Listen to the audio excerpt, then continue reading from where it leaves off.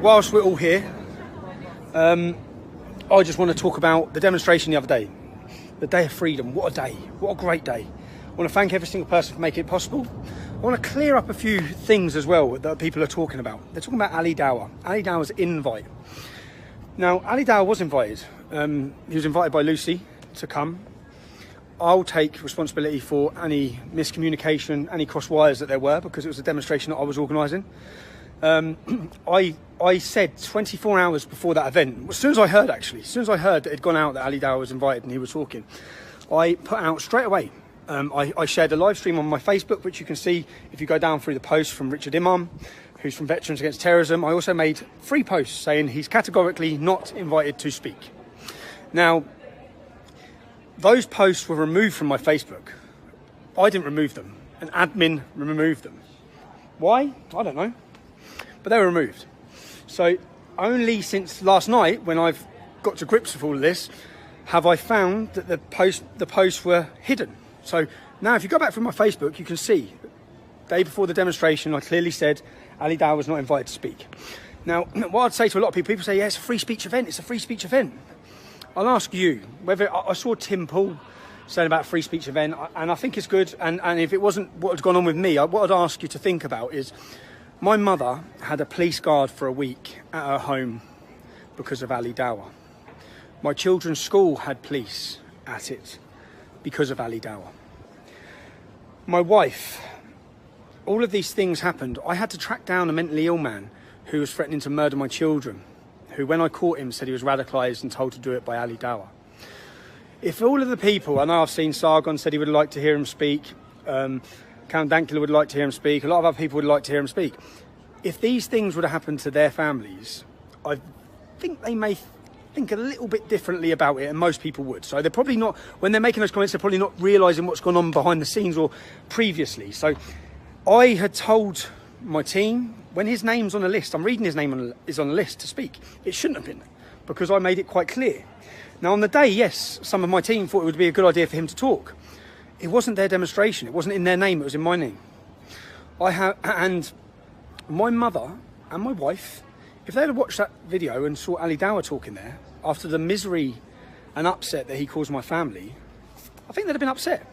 So the cross wires come from me talking in the morning to Lucy on Saturday morning and them saying Ali Dawah said he's coming. And I laughed because I find him quite a funny character. I think he's coming to our thing. So I said, give me his number. Let me speak to him. Get me his number, let me speak to him. I didn't get his number. I didn't speak to him. No contact with him. If I had had contact with him, I'd have told him to knock on my mother's door with a bunch of flowers and apologise wholeheartedly and gracefully to my family for the pain and upset he caused them. Now, I didn't speak to him, so from me not speaking to him, so then when I heard it's been put out, I said, he's not talking. That's it, he's not talking.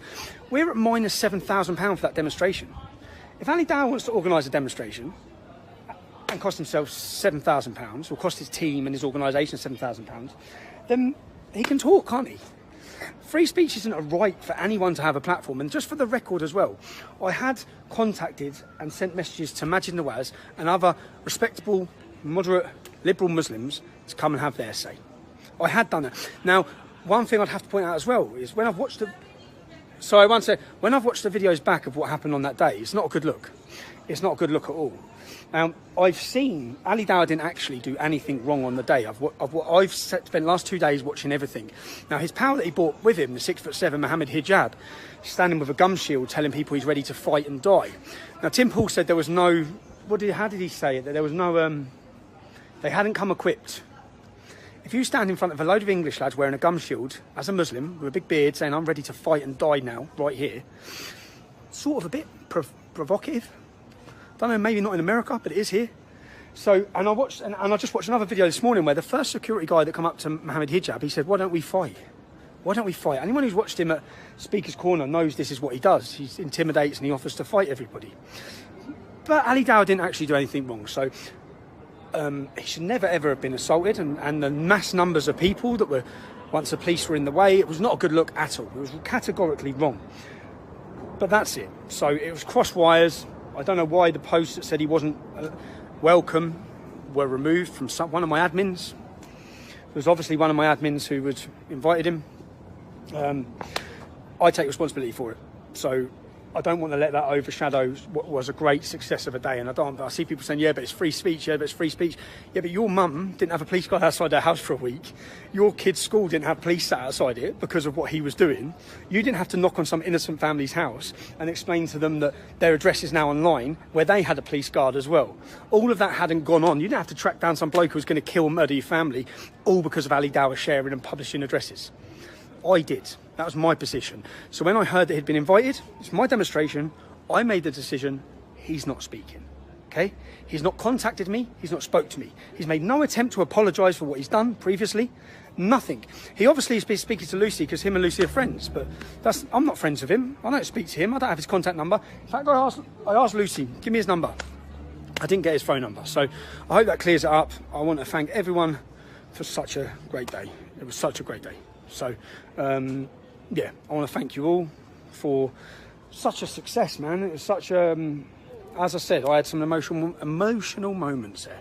Anyway, let's get back to the, yeah, it is the bearded Ivan Drago. Let's get back to the, but that's it. But it wasn't a good look. So anyone, it was quite horrible watching the scenes. Yeah. So let's put microphone. May I ask? Yep. Yeah. Sit there, yeah. Cool.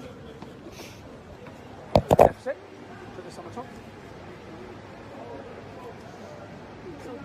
High speeds. High speeds. You're a person of high speeds. I speak to, I know, sorry. I'll slow down for you.